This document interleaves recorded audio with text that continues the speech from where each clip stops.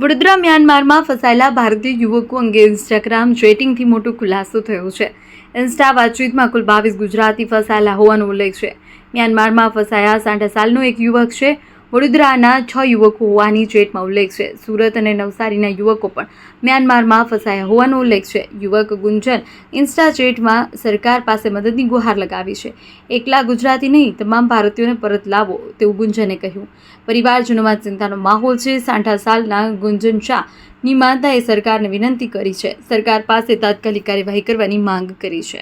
જો 60 સાલથી તો મેં એકલો વડોદરાથી 5-6 જણ હશે, એમ ટોટલ ગુજરાતમાંથી ગણીએ તો 22 જણા છે. સુરત, ખેડામાંથી આવી ગયા, નવસારીમાંથી આવી ગયા, બધેથી આવી ગયા.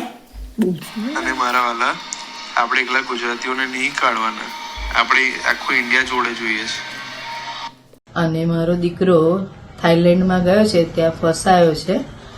મ્યાનમારની સરકારે એમનું ઇમિગ્રેશન કરી દીધેલું છે અને આપના સરકારશ્રીમાં તેમે પહોંચતું પણ કરેલું છે.